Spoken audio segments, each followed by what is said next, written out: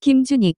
대로변으로 난 창에 철거 전문, 인력이란 글자가 흰 바탕에 붉은 글씨로 크게 적혀 있다. 녹물이 흐르는 오래된 건물 2층에 10평이 되지 않는 공간, 벽지 하나 바르지 않고 회색 벽을 그대로 노출시킨 사무실은 언제고 철수하기 쉽게 최소의 기기만 갖추었다. 철제 책상 하나, 녹슨 캐비닛 하나가 문 반대편에 놓여 있고, 군데군데 청테이프가 붙은 낡은 인조가죽 소파가 금이 간 유리 탁자를 사이에 두고 놓여 있다. 캐비닛 옆에는 용도가 짐작가는 대가 휜 골프채와 청테이프가 감긴 강목들이 여러 개 세워져 있었다. 아침 일찍 김준익은 사무실에 출근했다. 창문을 반쯤 열고 책상에 앉아 담배를 피워 물었다. 오후에는 부산을 가야 한다. 해결이 잘 안 되는 기업인지 많은 돈을 주고 꼭 자신이 직접 나서주기를 바랐다. 오늘 만날 사람은 아마 저승사자라도 본냥 자신을 볼게 될 거다. 인연이 있다면 악연일 것이고 운명이라면 자신은 그들을 잡아먹을 운명인 거다. 다들 자신의 몫을 사는 거다. 오늘따라 괜히 심란한 기분이 들었지만 담배를 한 모금 더 깊이 빨았을 뿐이다. 재떨이에 가래침을 뱉고 담배를 비벼 껐다. 쓸데없이는 감상일 뿐이다. 문 여는 소리가 들렸다. 얼마 전부터 함께 일하게 된 김현우였다. 부산에서 올라온 아이인데 고등학교를 자퇴하고 갖은 아르바이트를 하다가 이 일이 일당이 새다는 소리에 찾아왔다. 힘 꽤나 쓰게 생겨 받아들였더니 허당이었다. 철거 현장에서는 노인이라고 몽둥이 하나 제대로 못 휘둘렀고 돈 받으러 가서 개귀에 스테플러 박는 걸 보고 오줌까지 지린 놈이다. 이런 곳에 오는 아이들 대부분이 그렇듯 이 녀석도 어머니는 당뇨와 합병증으로 집에 누워있고 아버지는 술꾼의 도박꾼이라 당장 자신이 벌어야 하는 놈이었다. 당장 먹고 살기 힘든 놈이면 힘든 놈답게 시체 구덩이에라도 굴을 자세를 보여야지 찬물 더운 물 가리는 걸 보니 아직 고생을 더 해봐야 정신을 차릴 것 같았다. 왔냐? 준익은 슬쩍 현우를 보고 다시 창가로 시선을 돌렸다. 현우는 김준익을 향해 90도로 깎듯이 인사하고 긴장한 듯 소파에 앉았다. 현우야, 너는 돈 모아서 뭐 할 거냐? 준익은 담배를 한 대를 더 피워 물고 현우에게 물었다. 현우는 두 손을 무릎 위에 모으고 경직된 자세로 뭐라 대답할까 고민하는 듯 했다. 뭐, 학교도 다시 다니고 싶고, 집도 사고 싶고, 차도 사고 싶고 한데. 현우가 답을 얼버무렸다. 한데? 준익은 현우에게 시선을 돌리며 대답을 재촉했다. 무엇보다 제 가게 하나 차렸으면 싶지. 요즘 젊은 남자애들이 모여서 떡볶이 체인점을 많이 하거든요. 그거 하고 싶습니다. 현우의 눈이 갑자기 반짝였다. 김준익이 반쯤 피운 담배를 재떨이에 비벼 껐다. 새끼, 남자 새끼가 꿈을 좀 크게 가져야지. 현우는 너는 남자 새끼가 참 큰 꿈을 가졌다. 그래서 살아보겠다고 발버둥치는 사람들 두들겨 패서 돈이나 받고 다니냐라는 말을 하고 싶었지만 그대로 고개를 숙이고 있었다. 준익은 책상 서랍에서 돈 한 다발을 꺼내 현우에게 던졌다.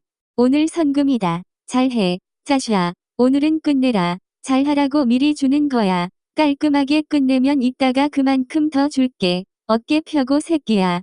재개발 지구의 세입자들이 오랜 시간 철거에 반대해 투쟁 중이었다. 오늘은 평소보다 3배의 용역과 포크레인이 들어갈 예정이다. 작정하고 끝장을 보기로 한 날이었다. 현우야. 준익은 현우 이름을 또 한 번 불렀다. 네? 현우는 여전히 깍듯이 대답했다. 겁나냐? 아닙니다.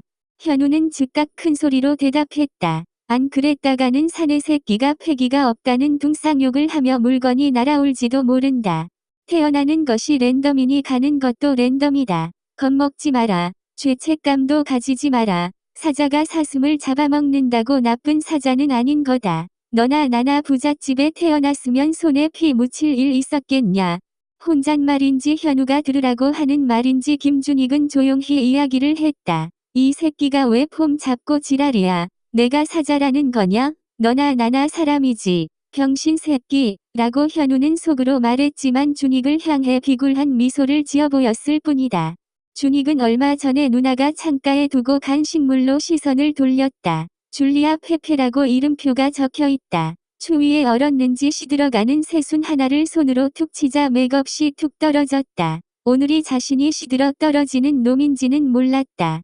준익은 큰일도 한 건 했으니 여관방으로 들어가기 전에 포장마차에 들러 술을 진탕 마셨다. 이번 일만 끝나면 서울로 올라가서 손을 털 작정이었다. 브랜드 옷가게 하나 열어서 폼나게 살아볼 작정이었다. 온몸에 골병이 안 든 곳이 없고 너무 많은 피를 봤다. 원한도 많이 샀겠지만 어쩔 수 없는 일이었다. 자신도 살아야 했으니까. 소주를 아무리 들이켜도 몸에서 나는 비린내는 지울 수 없었다. 여자의 망연한 눈빛과 처절하게 찢겨지는 고통의 소리도 지워야 했다. 그래서 소주를 더 마셨다. 마시고 또 마셨다. 여관방에 들어가자 마신 술이 거의 다 깼다. 아까 전 여자의 비명소리가 귓가에 또 들리는 듯 했다. 오늘따라 기분이 이상했다. 그래서 소주를 사들고 여관방에서 또 마셨다. 자정이 넘었는데 방문을 두드리는 소리가 들렸다. 이 밤에 웬 미친놈이야. 시발. 대답은 없었다. 다시 문 두드리는 소리가 들렸다. 농성장에서 두들겨 패준 놈이 복수한답시고 찾아왔거나 아니면 지나가는 술 취한 미친놈일 거다. 준익은 바지를 축혀올리며 벽에 세워둔 몽둥이를 들었다. 시발, 귀신도 때려잡는 게 나야. 넌 걸리면 뒤졌어. 준익의 찢어진 눈이 다시금 날카롭게 빛났다. 정신은 점점 더 맑아졌다. 준익은 벽에 붙어서 벌컥 문을 열었다. 비린내가 몸에서 가시지 않아 안 그래도 몸이 근질근질 하던 차인데 또다시 먹이가 걸려든 거다. 어떤 이유든 밖에 서 있는 놈을 반쯤 죽여놓을 작정이었다. 준익은 문을 열자마자 놈이 꼼짝도 못하게 몽둥이를 휘둘렀다. 하지만 놈은 그보다 훨씬 빨랐다. 가볍게 준익이 휘두르는 몽둥이를 피하더니 발로 배를 가격했다. 그 바람에 준익은 뒤로 벌러덩 자빠졌다. 놈은 이미 방 안에 들어와 문까지 닫아 걸었다. 준익은 다시 정신을 차리고 몽둥이를 휘둘렀다. 놈은 몽둥이를 걷어차고 준익을 넘어뜨리고 가슴을 발로 밟았다. 양복을 말끔히 빼입은 잘생긴 젊은 남자가 자신의 가슴을 짓밟고 있었다. 다시 보니 며칠 전 자신에게 사진을 건넨 자였다. 준익은 며칠 전 낮에 K사 부장과 중국집에서 만나 이야기를 나눴다. 부장은 얼마 후에 있을 행정집행 때 일을 해달라는 말을 했다. 짧은 대화가 끝나고 부장은 탕수육과 짜장면을 시켜주고 바쁘다며 자리를 떴다. 그가 자리를 뜨자마자 젊은 남자 하나가 급하게 들어와 준익 앞에 앉았다. 아, 방금 부장님 말씀대로 그날 와주시고요. 먼저 급히 처리해 주실 일이 있습니다. 잘생긴 젊은 남자는 사진 한 장을 내밀더니 부산국제영화제에서 사진 속 여자가 있을 장소와 시간과 옷차림을 알려주었다. 지금까지 하던 그대로 하시면 됩니다. 가장 확실한 방법으로 처리해 주세요. 그리고 현금이 가득 든 종이봉투를 건넸다. 당연히 부장이 보낸 사람이라 생각했다. 준익은 돈을 받고 고개를 끄덕였다. 이만한 돈에 그 정도 일이면 선택권은 없는 거였다. 그런데 그 남자가 지금 왜 자신의 숨통을 밟고 있는 건가? 남자는 단단히 작정을 하고 온 듯 지문이 남지 않게 수수용 장갑까지 끼고 있었다. 누구야 넌? 준익은 힘겹게 목소리를 냈다. 머릿속엔 여러 생각들이 스쳤다. 무슨 문제가 생겨 흔적을 없애려는 걸까? 개같이 일한 놈은 이렇게 개같이 제거되어야 하는 건가? 준익의 눈에 핏발이 섰다. 준익의 가슴을 밟고 있는 남자. 이혜강은 사진 한 장을 꺼내 들었다. 혜강의 어머니 사진이었다. 내 어머니야. 10년도 더 전에 오늘 내가 한 일을 그대로 당하셨지. 혜강은 준익의 가슴 단중 부위를 지그시 더 밟았다. 준익은 반격을 해보려 했지만 어떻게 된 건지 사지의 힘이 풀려 꼼짝도 할 수 없었다. 오늘은 내가 시킨 일이었잖아. 준익은 안간힘을 다해 말했다. 혜강은 빠르게 자세를 바꿔 준익의 가슴을 깔고 앉아 목을 움켜잡고 침착하게 말했다. 내가 뭐라고 했게? 하던 대로 하라고 했지. 온몸으로 싸우는 사람들에게 했던 그대로 하라고 했지.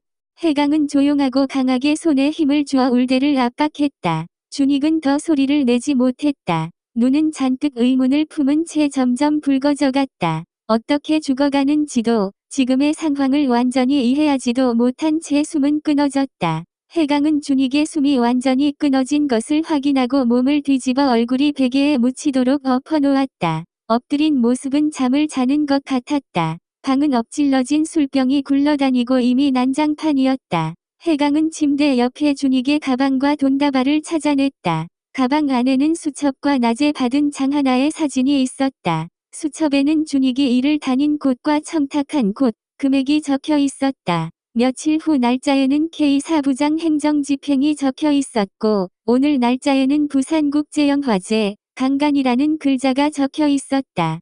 해강은 그 옆에 왼손으로 LNJ라는 이니셜을 적고, 그 장에 장하나의 사진을 꽂았다. 그리고 미리 준비한 사진 한 장을 더 꽂았다. 김희진의 사진이었다. 의심. 윤이 집에 돌아왔을 때 철원은 며칠 밤 잠복 근무를 서고 골아 떨어져 있었다. 윤은 철원이 깊이 잠든 것을 확인하고 조용히 철원의 수첩을 뒤져보았다. 수첩에는 김희진, 정육칼, 장리나의 사건이 빼곡히 적혀 있었다. 김희진, 35세, 전 경찰청장 이남조 부인, 내연남 최진영, 7살 딸 하나, 제주도에서 실종, 살해. 정육칼, 40세, 칼잡이, 깡패, 지화영의 전 남편, 자살, 타살, 다리에서 목맴, 주먹칼, 0.357시그 탄자 발견. 장하나, 23세, K그룹 숨겨진 딸, A엔터테인먼트 상소 계정, 부산국제영화제에서 성폭행 당한 후 언니 장리나 방에서 뛰어내려 자살.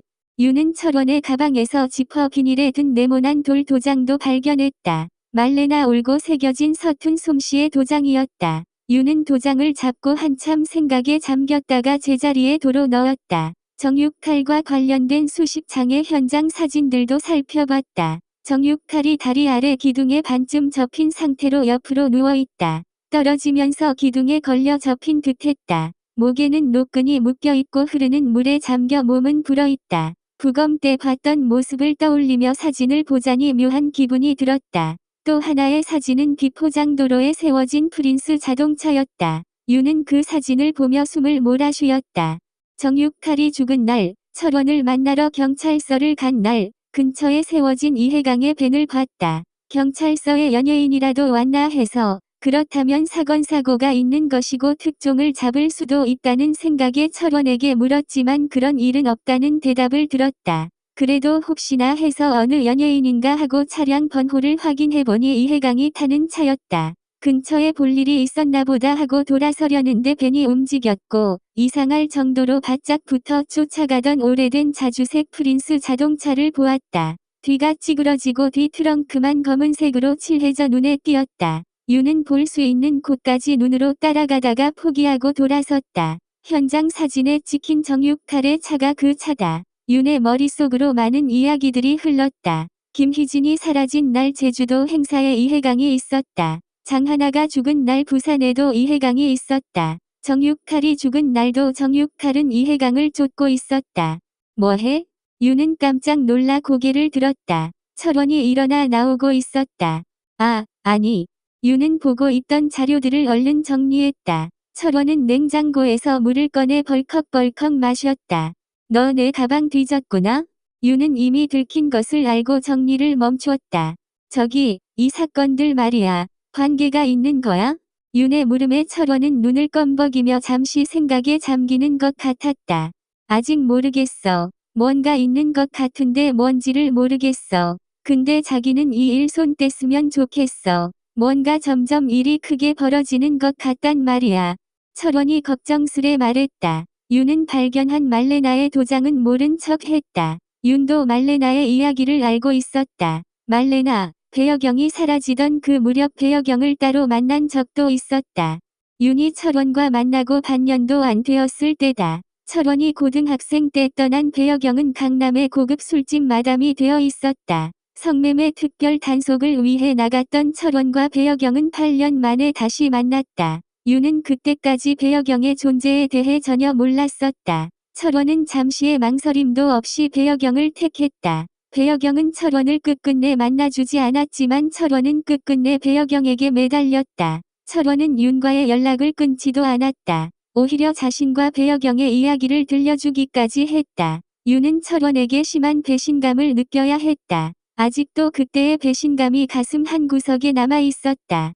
바람이 차가워진 가을 오후였다. 윤은 배여경에게 연락을 했다. 둘은 배여경의 집 근처 공원에서 만났다. 날씨가 추워져서인지 서너 명의 노인들만 천천히 공원을 산책하고 있었고 바람에 떨어지는 낙엽만이 여백을 메우고 있었다. 유는 철봉 기둥에 기대어 섰고 배여경은 그 앞 벤치에 앉았다. 배여경은 갈색 숄더를 단단히 여미며 윤의 이야기를 기다렸다. 배여경은 약간 긴장했지만 윤의 눈빛은 도전적이지 않았다. 그보다 도움을 구하는 눈빛이었다. 모든 것을 덜어내고 평정을 얻기를 간절히 원했다. 윤은 지금의 모든 상황을 받아들이기에 많이 살지도 이겨내지 못할 만큼 어리지도 않았다.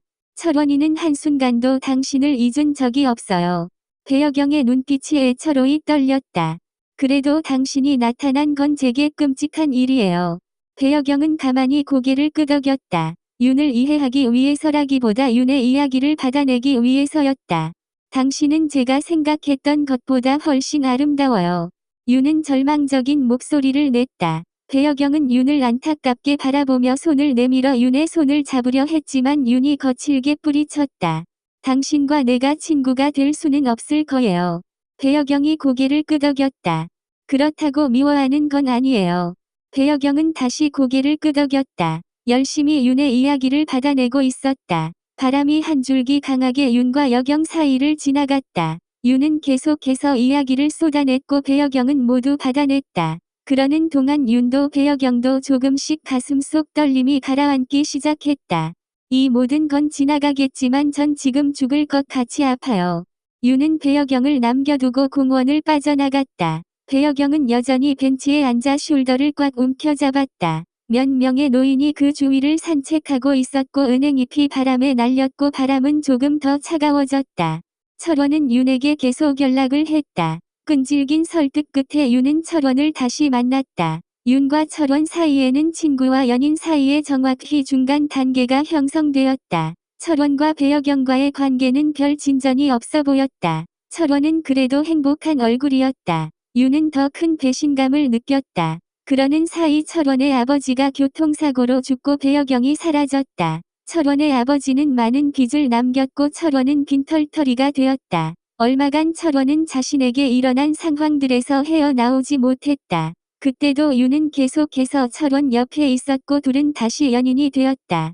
윤은 배여경에 대해 철원이 모르는 사실을 하나 더 알고 있었다. 윤이 배여경의 뒤를 밟은 적이 한 번 있는데 배여경에 대해 궁금하기도 했고 강남의 고급 술집에는 어떤 사람이 드나드나 특집 기사라도 하나 써볼까 해 배여경의 룸살롱 근처에서 잠복을 한 것이다. 그곳은 고객들이 외부에 노출되지 않게 주차장에서 룸으로 바로 들어가는 구조라 겉으로는 어떤지 알 수 없었다. 한참을 지켜보다 성과 없이 돌아서려는데 눈에 익은 한 사람을 보았다. 철원의 아버지였다. 그는 무슨 일인지 주차장을 통하지 않고 문으로 바로 나오고 있었다. 곧 뒤따라 배여경이 나왔다. 배여경은 철원의 아버지 팔짱을 꼈고 둘은 다정히 어디론가 사라졌다. 윤은 그 상황을 이해하기 힘들었지만 철원에게는 이야기하지 않았다. 그 편이 나을 것 같았다. 여전히 아무것도 모른 채 철원은 배여경에게 매달렸고 그런 철원을 보며 고민하는 동안 일은 자연스레 해결되었다.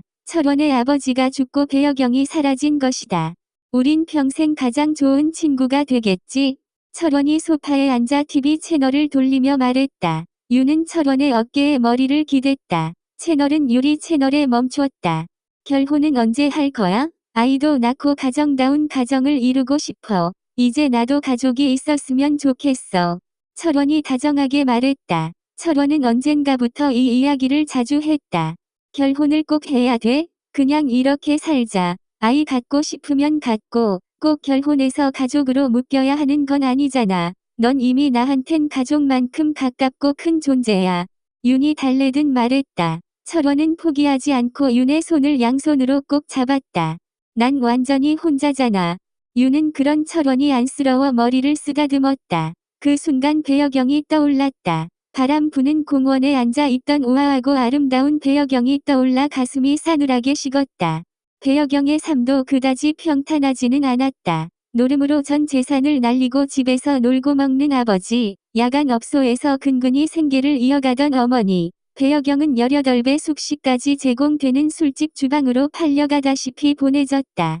배여경은 스쳐 지나가다가도 한 번쯤 돌아볼 정도로 타고난 미인이었다. 희고 맑은 피부와 깊고 비밀스런 무언가를 담은 눈빛, 적당한 키에 군살 없는 몸매, 어딘가 모르게 관능미가 흐르는 분위기. 배여경은 얼마 지나지 않아 술집 홀을 돌아다녀야 했고 이 집 저 집으로 비싼 값에 팔려 다녀야 했다. 그렇게 순식간에 일대의 유명한 유부로 떠올랐다. 술집 여자들 사이에서도 경쟁과 질투는 있었고 밀리지 않으려면 끊임없이 가꿔야 했다. 배여경은 비교적 많은 돈을 벌었지만 고급 옷과 화장품을 사고 미용실을 다니는 돈은 감당이 되지 않았다. 삶은 언제나 제자리 걸음이었고 배여경도 나이가 들어갔다. 술집 일을 한 지 10년이 되던 어느 날 삶에 대한 의문은 찾아왔다. 사람들은 자신이 술집에서 나가는 모습을 보면 이상한 눈초리로 훑어봤고 가끔 쌍욕을 하고 지나가기도 했다. 손님들은 돈을 주고 지저분한 행위를 시키고 폭력을 행사하기도 했다. 왜 저런 눈초리가 내게 당연한 거지? 돈을 받고 내가 어디까지 팔았더라? 하는 생각도 들었다. 수시로 들이닥치는 단속에 고개를 숙이며 이게 왜 이렇게 죄인 취급받을 일이지 하는 생각도 들었다. 성을 팔면 안 된다는 건 윤리와 관습의 이유로 맴돌기만 했고 아무도 명확한 대답을 주지 않았다. 그러던 중에 성노동자 인권을 위한 모임이 있다는 걸 알게 됐고 조심스레 발을 디뎠다. 배여경은 그곳에서 많은 사람들을 만나고 이야기하고 알아가면서 자신에게도 애초에 자존감이라는 게 존재한다는 걸 알게 됐다. 그곳에서 철원의 아버지 박형철을 만났는데 그는 다양한 분야에서 인권을 위해 오랜 시간 애써온 사람이었다. 박형철과 대화할 때마다 여경은 자신을 둘러싼 세계가 조각조각 나는 느낌을 받았다. 몽땅 깨어 부셔버리고 싶을 만큼 열덩어리가 올라오기도 했다. 그러다가 박형철과 결혼까지 하게 됐고 그 집에서 18살의 철원을 만나게 됐다. 철원은 수줍음이 많고 친절한 아이였다. 새어머니에 대한 거부감도 없었고 집안일도 많이 도와줬다. 곧 이런저런 대화도 나눌 수 있는 사이가 되었다. 배여경은 불우한 가정에서 자란 이야기와 술집에서 일한 이야기까지 철원에게 해줬다. 그 안에서 당한 끔찍한 일들은 이야기하지 않았고 부모가 자신을 팔아넘긴 이야기도 하지 않았다. 하지만 그 이야기만으로도 철원은 자신을 몹시 안쓰러워했다. 여경은 철원이 그러면 그럴수록 이상하게 배알이 뒤틀렸다. 처음에는 그 감정의 정체를 알지 못했다. 자신이 가져보지 못한 18살의 삶을 가진 소년에 대한 질투라고 생각했다. 그게 철원에 대한 이질감과 자괴감이라는 것은 몰랐다. 자신은 어쩌면 철원에게 어울리지 않는 존재일지도 모른다는 생각에 스스로가 한없이 초라해졌다. 그건 두려움이었다. 배여경도 철원을 사랑하고 있었다. 부산국제영화제. 유는 그날 부산에서의 밤을 떠올렸다. 부산국제영화제로 부산 전체가 축제 분위기였고 행사장에는 세계에서 온 배우들과 영화 관계자들로 북적였다. 개막작으로 제니의 영화가 상영되었고 해강도 무대 인사를 위해 그 자리에 있었다. 해강이 영화 중간에 자리에서 조용히 일어나는 모습이 보였다. 윤도 조용히 그 뒤를 쫓았다. 그가 향한 곳은 윤이 여러 번 취재를 위해 갔던, 전에 해강도 함께 담을 넘고 들어갔던 K기업의 정리해고철 폐투쟁위원회 정투위였다. 위원회라고 해봐야 구석진 골목에 허름한 건물 한 칸을 세를 주고 있는 곳이었다. 회사 노조 사무실에서조차 쫓겨나고 노조원들이 돈을 모아 빌린 공간이다. 그들의 열악한 생활 환경과 해고 후 망가진 삶은 여러 차례 방송 보도도 되었다. 골목이 좁아 해강은 길가에 차를 세우고 짐들을 내렸다. 준비한 물건이 많아 여러 차례 물건을 옮기는 모습이 보였다. 윤도 정투위로 걸음을 옮기는데 문 앞에서 노조원 아저씨와 해강이 이야기를 나누는 모습이 보였다. 아, 그냥 라면이랑 생필품 같은 거예요. 해강은 몰래 두고 가려다가 잡힌 듯 서두르고 있었다. 아저씨는 걸걸한 목소리로 고맙다고 하면서 해강을 뚫어지게 바라봤다. 하나하나 뜯어보는 모습이 민망할 정도였다. 니 혹시 희철이 아이가? 덥수룩하게 수염이 난 중년의 남자가 대뜸 해강에게 물었다. 해강이 잠시 멈칫했다. 아, 아니요. 잘못 보셨어요. 전 그냥 기사 보고 왔어요. 투쟁 지지하는 사람입니다. 해강은 대충 얼버무리고 돌아서려 했다. 남자가 민망한 듯 큰 소리로 웃었다.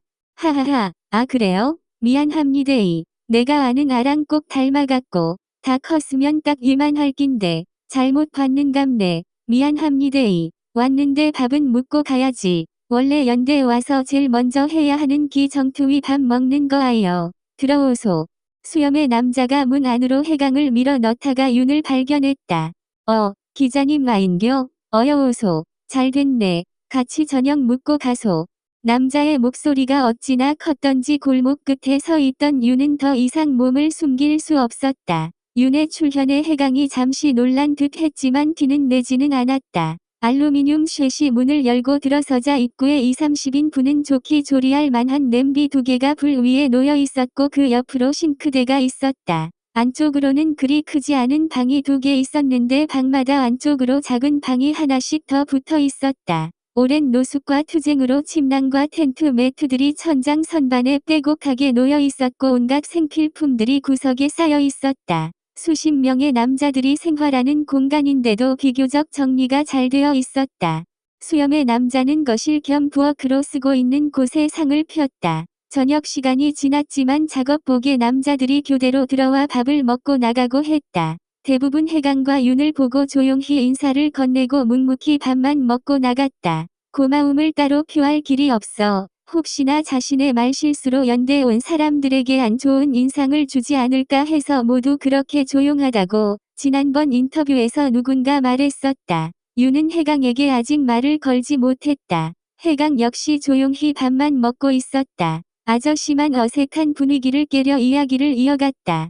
전국에서 지지하는 사람들이 들르고 해서 이만큼 버티고 있지. 안 그랬으면 지금쯤 어해됐을지. 돈이고 뭐고 사람들이 오는 게 다 아니겠는겨? 아무도 안 들어주는데 우리끼리만 그러는 게 젤로 무섭지. 해강이 굳게 입을 다물고 밥을 꿀꺽 삼키는 게 보였다. 인사 나눴는겨? 김윤 기자님이 우리 기사 많이 써줬다 아입니까? 그 뭐냐, 그 신문들, 그놈의 찌라시들은 다들 우리가 어디 회사 말아먹을라고 떼쓰는 놈으로 쓴다 아입니까? 김 기자님이 우리 소식 많이 전했지. 아저씨는 고맙다는 뜻으로 크게 웃어 보였다. 윤과 해강은 계속해서 밥을 입으로 밀어 넣기만 했다. 뭐라고 먼저 말을 꺼내는 사람이 없었다. 근데 이름이 뭐라 했지요? 아저씨는 해강을 보며 나지막이 물었다. 이해강입니다. 우리 회사 투쟁 이야기 알지요? 해강과 윤은 고개를 끄덕였다.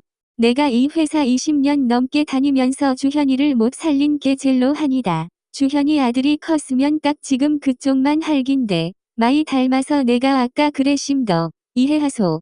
이해강이 잠시 밥 먹는 것을 멈추고 침인지 눈물인지 먹먹하게 삼키는 게 보였다. 손도 미세하게 떨렸다. 윤은 그 모습을 유심히 지켜보았다. 정투위를 나와 해강은 윤에게 간단하게 목례를 하고 차에 올랐다. 윤은 따라가 해강의 벤 보조석 문을 열었다.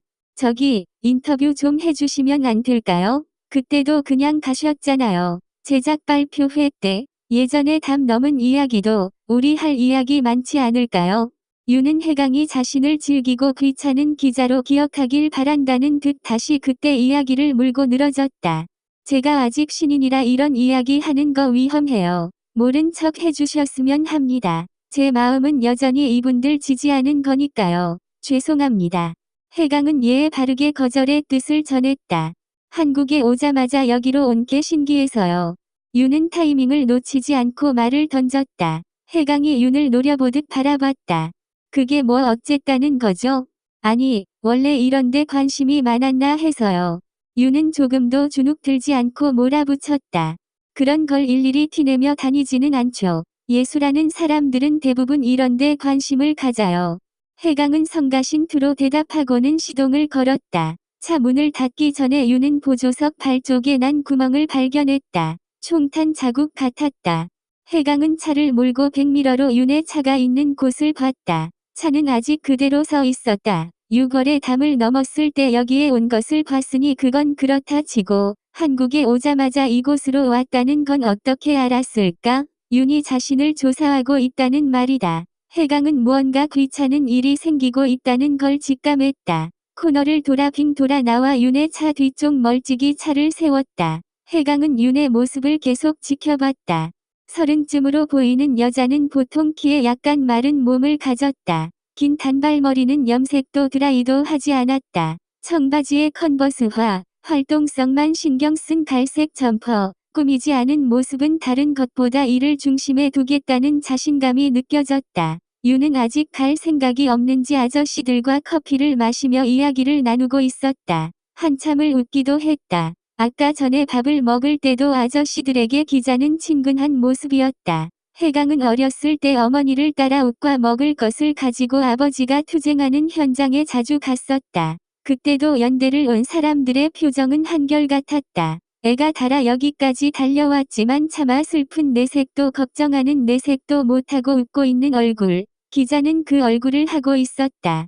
해강도 윤을 기억하고 있었다. 6월, 담을 넘으려고 뒤에서 있는데 여자 하나가 어떻게 해야 하는지 몰라 주춤하고 서 있었다. 아저씨들이 손을 내밀고 뒤에서 재촉하는데도 여자는 정신이 없어 보였다. 담장이 그리 높지 않아 해강은 손을 짚고 뛰어올라 담 위에 올랐다. 여자는 해강이 담을 넘는 모습을 보고 서둘러 사다리에 올랐다. 공장 안에서 밤을 새는 동안 여자는 공장 곳곳을 취재했다. 해강은 계단에 쪼그리고 앉아 15년 전을 떠올렸다. 그때도 밖에는 용역과 경찰들이 진을 치고 있었고 함께 투쟁을 하던 사람들은 지쳐가고 있었다. 길어지는 싸움에도 아버지는 끝까지 뜻을 굽히지 않았고 어느 날 사라져 주검이 되어 돌아왔다. 해강은 그때 아버지 마음을 생각해 보려 하지 않았다. 그러기엔 견디기 힘들었다. 바다 쪽으로 고개를 돌리고 눈을 감았다. 아스라이 해무가 자신의 얼굴과 머리를 쓰다듬었다.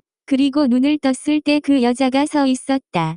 윤이 차에 올라탔다. 아저씨는 윤에게 계속 손을 흔들어주고 있었다. 해강은 감상으로 이를 그르치면 안 된다고 스스로에게 주의를 주었다. 방해가 된다면 저 여자도 어쩔 수 없다. 해강은 윤의 뒤를 계속 밟았다. 여자는 다시 국제영화제가 있는 영화의 전당으로 차를 몰았다. 취재를 계속하려는 모양이었다.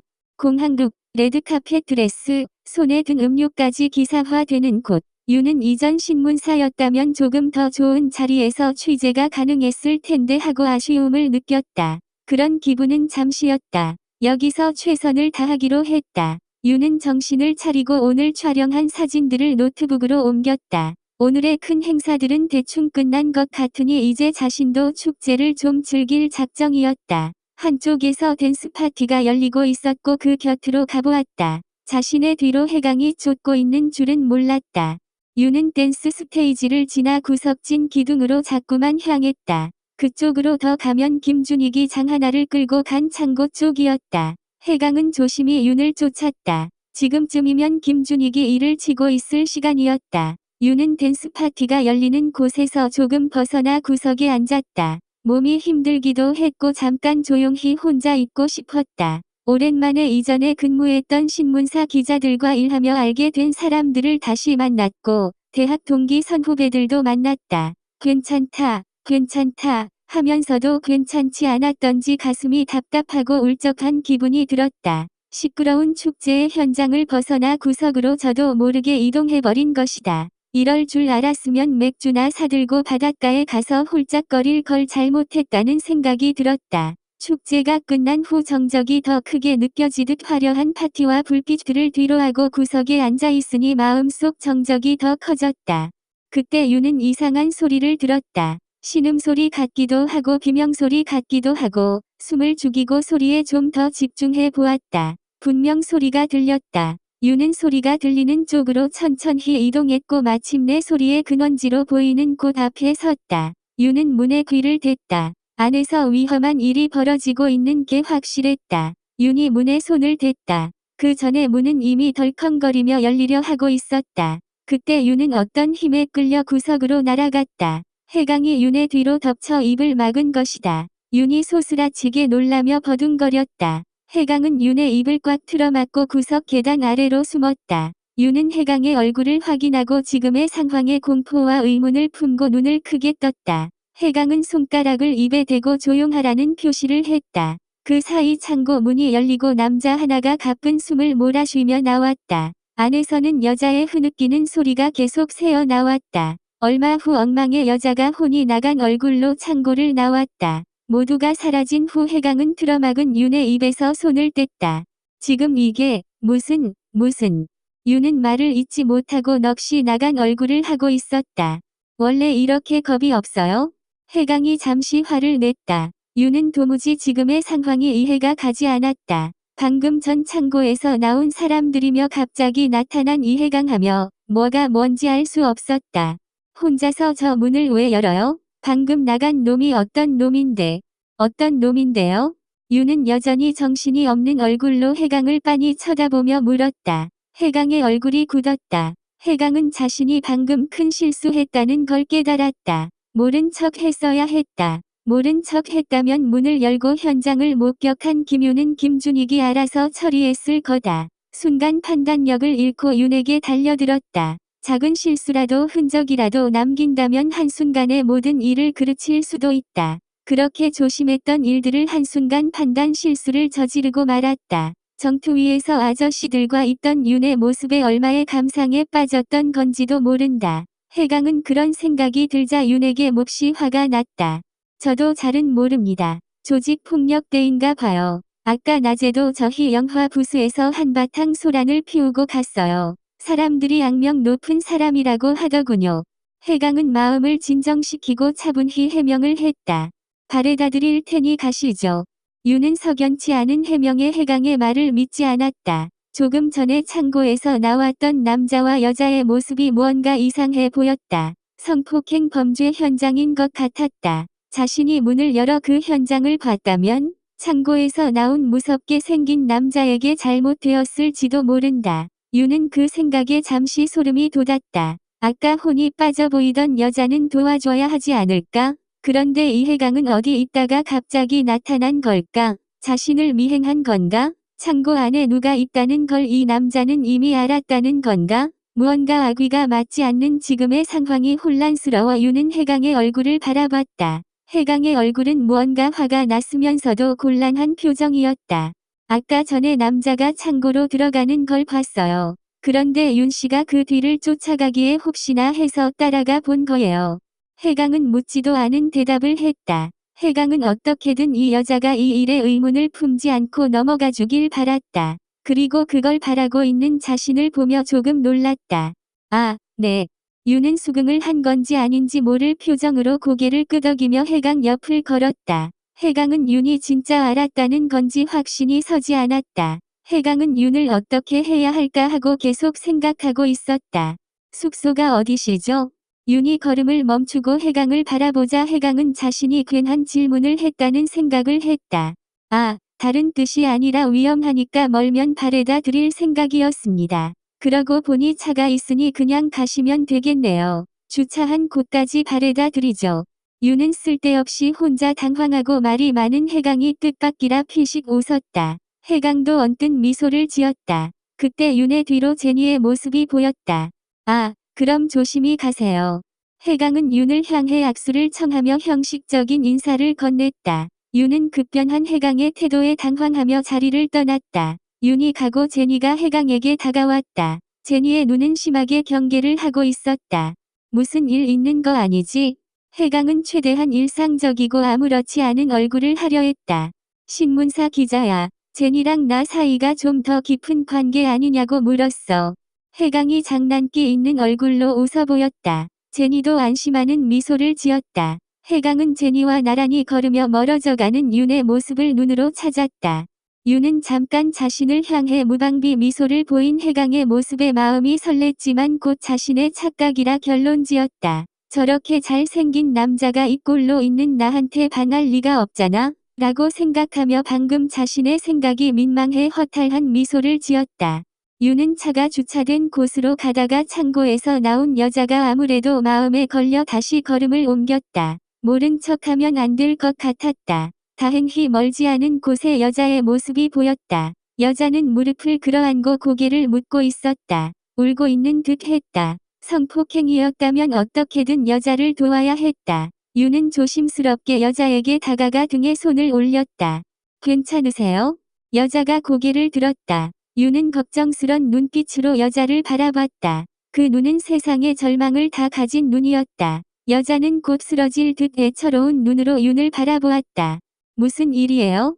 하지만 여자는 곧 태도를 바꿔 화가 난 듯 윤의 손길을 뿌리치고 자리를 떠났다. 그 뒷모습이 너무도 위태로워 보였지만 윤은 여자를 더 쫓아갈 수 없었다. 그날 밤 근처 백화점 사장실에서 장하나가 뛰어내렸다. 메시지.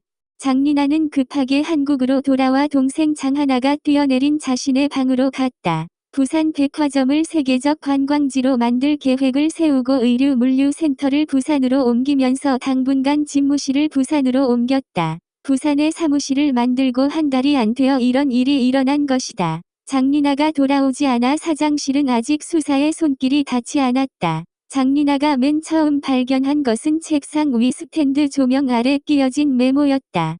내가 얼마나 추하고 더러운지 모를 거야. 장리나는 종이를 들고 한참을 들여다보았다. 그리고 동생이 뛰어내렸다는 창문을 활짝 열어보았다. 몸을 우겨넣지 않으면 안 될 만큼 좁은 공간인데 날씬했으니 쑥 빠져나갔겠다는 생각을 했다. 동생은 성폭행을 당하고 뛰어내렸다고 했다. 그날 비서가 동생이 찾아왔는데 사장실 문을 열어줘도 괜찮겠냐고 전화를 했었다. 장리나는 흔쾌히 허락했다. 그런데 동생은 자신에게 악담을 담은 메시지를 남기고 창으로 뛰어내렸다.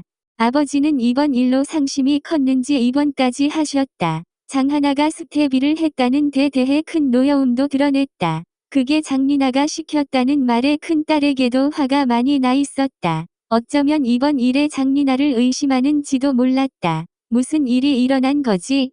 철원은 용석과 함께 장리나의 사무실을 찾았다. 경찰서에서 면담을 하려 했으나 장리나가 자신의 사무실을 만남의 장소를 정했기 때문이다. 하여튼 있는 놈들은 자기가 무슨 사람 위의 사람인 줄 알아. 왜 오라 가라야? 용석은 구시렁거렸지만 장리나의 사무실로 가는 길에는 입을 닫았다. 비서의 안내에 따라 들어간 사장실은 최고급 대리석으로 사방이 번쩍번쩍했고 책상이며 소파며 한눈에 봐도 고가의 제품들이었다. 사장실에 들어서는 순간 용석과 철원은 기가 눌렸지만 그런 자신들의 모습이 부끄러워 가슴을 폈다. 장리나는 백화점을 돌아보는 중이라 철원과 용석은 얼마간 방에서 기다려야 했다. 비서가 차를 내오고 곧 장리나가 들어왔다. 장리나가 들어오는 순간 철원과 용석은 다시 한번 움찔했다. 사전 조사로 장리나의 인터뷰 기사를 읽어 추녀라는 건 알았지만 실물은 좀 더 흠칫했다. 용석과 철원은 최대한 아무렇지 않은 얼굴로 장리나에게 인사를 건넸다. 장리나는 자연스럽게 의자에 앉기를 권하고 단호한 모습을 보여주었다.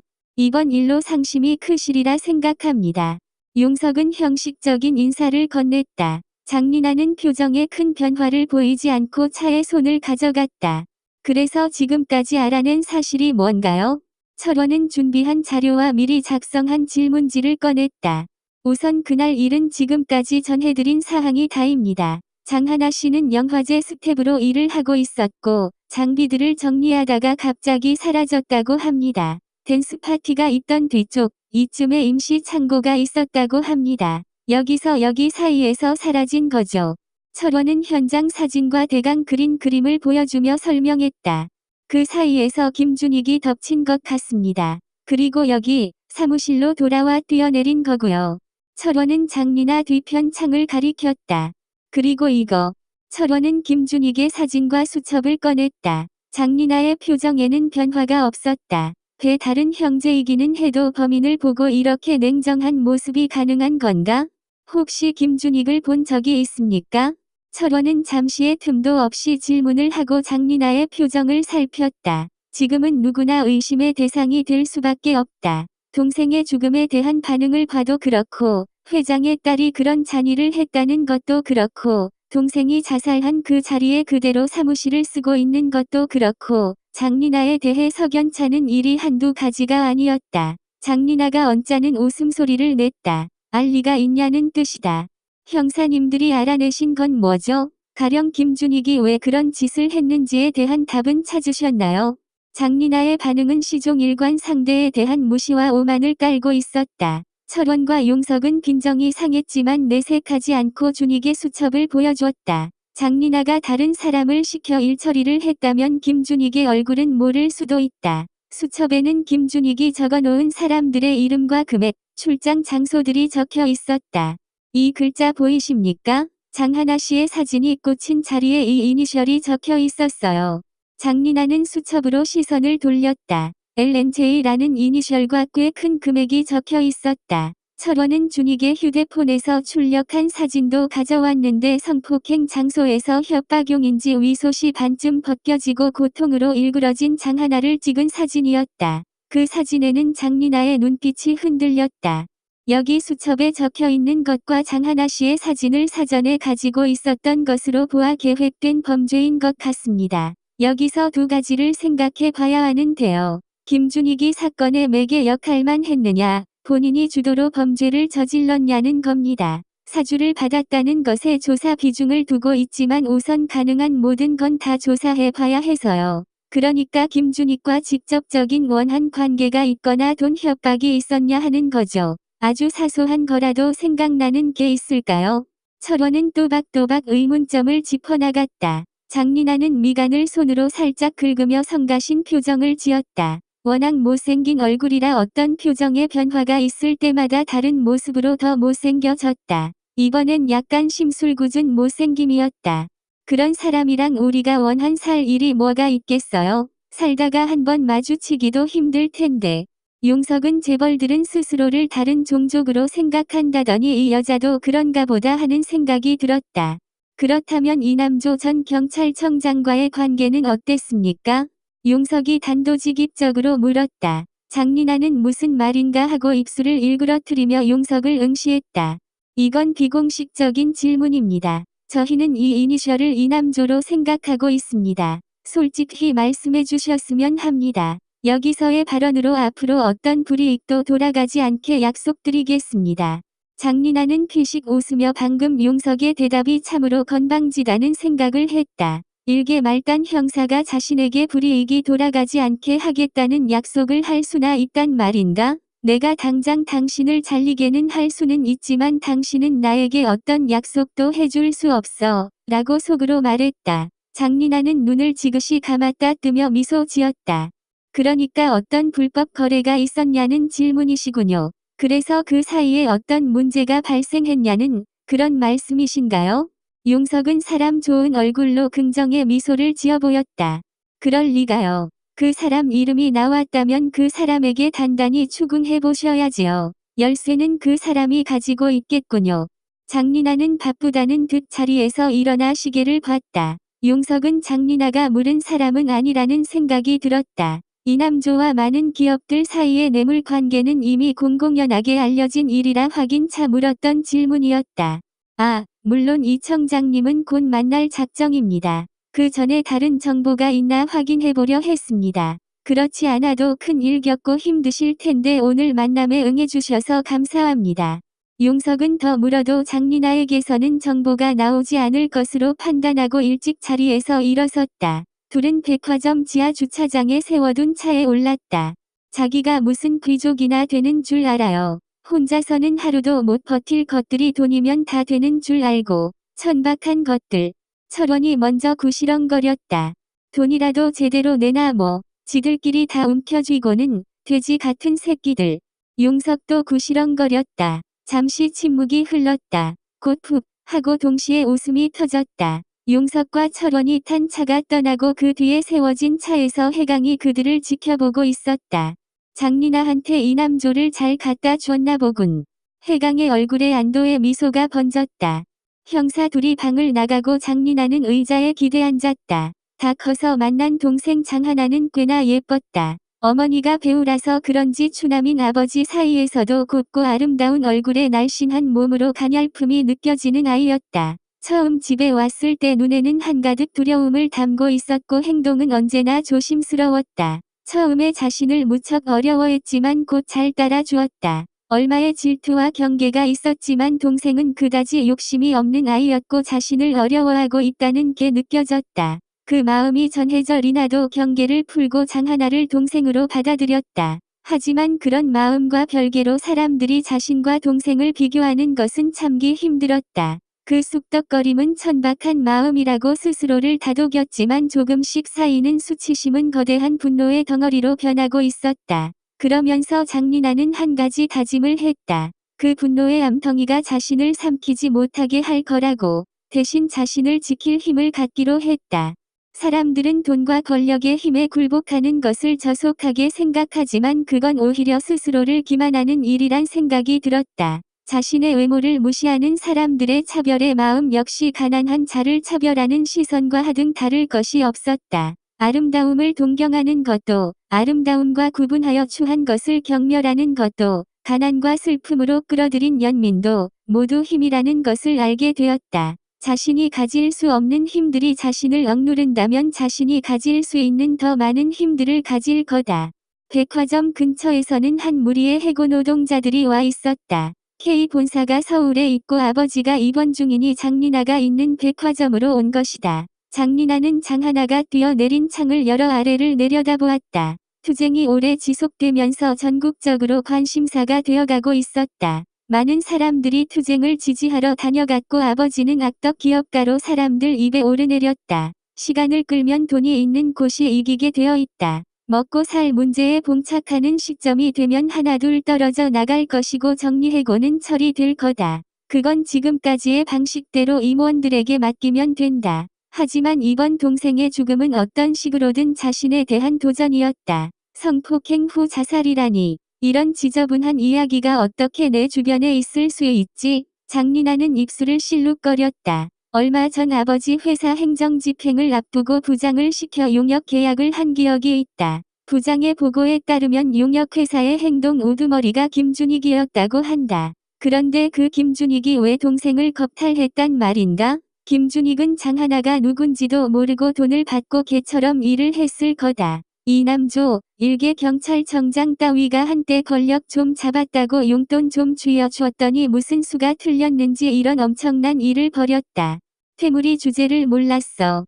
제주관광기지 설립에 입찰을 한 회사 중 장리나 아버지 회사도 있었고 이남조는 선순위를 약속하며 돈을 요구했다. 장 회장 측에서 의례적으로 돈을 건넸고 다른 업체도 돈을 건넨 모양이었다. 그런데 주민들의 저항이 심해져 공사가 지연되면서 손실액이 커졌고 그마저도 관광기지 규모가 작아져 한 업체는 빠져야 하는 상황이 왔다. 그렇게 장리나 측 계열사가 빠지게 되었고 손실액은 기하급수적으로 커졌다. 그 모든 손실을 고스란히 장리나 측이 떠안을 수는 없었다. 국가를 상대로 기대이익에 대한 청구권 소송이 들어갔고 그 사이에 이남조의 비리가 조금씩 드러나고 있었다. 장리나 측이 이남조를 감싸줄 이유는 없었다. 그러자 이남조가 장리나 기업의 비리에 대한 자료들로 협박을 해왔다. 실제로 고발할 생각은 없는 쇼맨십 같은 거였지만 장리나 측은 그런 협박조차 선례를 만들지 않을 작정이었다. 장 회장은 이 비슷한 경우를 예전에도 여러 차례 당했고 어떻게 대응해야 하는지도 알고 있었다.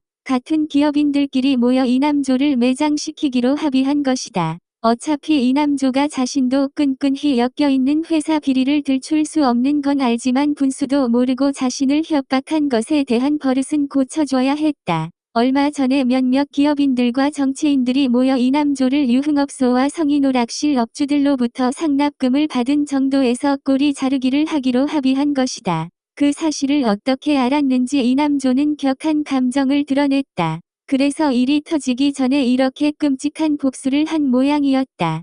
장리나는 눈을 감고 생각에 잠겼다. 지금부터는 더 조심해야 한다. 궁지에 몰린 쥐는 생채기라도 내려 죽기 살기로 달려드는 법이다. 그렇다 해도 이제는 이렇게 어마어마한 일을 벌인 이남조를 꼬리 자르기 정도로 끝낼 수는 없는 일이다. 장리나는 세계 경영자들이 어떤 조직을 가지고 있다는 건 알고 있었다. 그곳에 가입하면 좀 더 강한 보호와 좀 더 많은 권력을 잡을 수 있다. 경찰, 검찰, 언론사, 국회까지 엮여있는 사슬은 이번 이남조 일처럼 여차하면 역풍을 맞을 수도 있다. 하지만 그곳에서는 자본의 강고한 연대를 얻을 수 있다. 아버지도 여러 차례 가입을 시도했지만 조건이 되지 않았다. 장리나는 이번에는 어떻게든 자신이 시도를 해볼 작정이었다. 장하나 사건으로 철원과 용석은 다시 이남조와 마주했다. 이번에는 경찰서에서 만남이 이뤄졌다. 최근 아내의 실종과 비리 사건에 더해 이번 장하나 일까지 이남조는 정신없이 얻어맞고 있는 듯 했다. 이남조는 아내 김희진의 실종도 장하나의 사건도 전혀 모르는 일이라 일관했다. 철원과 용석도 LNJ라는 이니셜과 사건이 일어난 시기에 같은 지역에 있었다는 사실만으로 이남조의 범죄를 단정할 수 없었다. 이남조를 보내고 용석이 철원에게 지친 목소리로 말했다. 주인 물어뜯은 개 보신탕집에 보낸 꼴이지. 철원이 피식 웃으며 대답했다. 우린 보신탕집 주인입니까?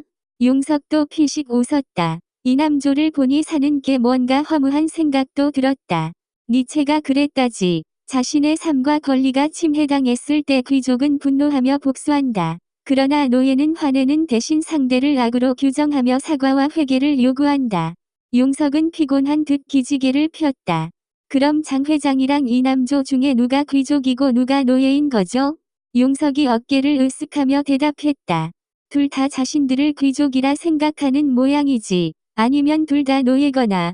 이남조는 경찰서를 나오며 손을 부르르 떨었다. 과거의 영광으로 번들거리던 얼굴은 검버섯으로 어둡게 침착되었고 눈은 분노로 붉게 충혈되었다. 이제 별의별 사건들을 다 끌어다가 자신에게 뒤집어 쓰울 모양이었다. 낮에는 지방경찰청장들로부터 전화가 왔다. 모두 이남조의 소개로 청탁 뇌물을 받은 사람들이었다. 잠깐 해외로 나가 있다가 오든지. 이남조가 해줄 수 있는 대답은 별로 없었다. 그들은 초조한 목소리로 자신들의 안위만 걱정하고 있었다. 안 받겠다는 걸 왜 밀어 넣어 줬냐고 따지기도 했다. 그렇게 받은 돈으로 명절마다 선물 상자도 꼬박꼬박 보내던 사람들이 이제 자신을 역질이라도 앓는 사람처럼 자신과 분리시키려 하고 있었다. 장 회장과 통화를 해보려고도 했다. 왜 딸 문제까지 자신에게 뒤집어 쓰우는지 이건 너무하지 않느냐고 말하려 했다. 하지만 통화조차 할 수 없었다. 이렇게 허무하게 모든 것이 무너질지 몰랐다. 이렇게 한순간에 모든 사람들이 등을 돌릴 줄은 몰랐다. 이남조는 다 부르튼 입술을 다시 꽉 다물었다. 늙은 몸은 마지막 악을 쓰고 있었다. 이대로 자신만 당할 수는 없다. 자신에게 엮인 사람들은 굴비다. 모두 안전하지 못할 거다.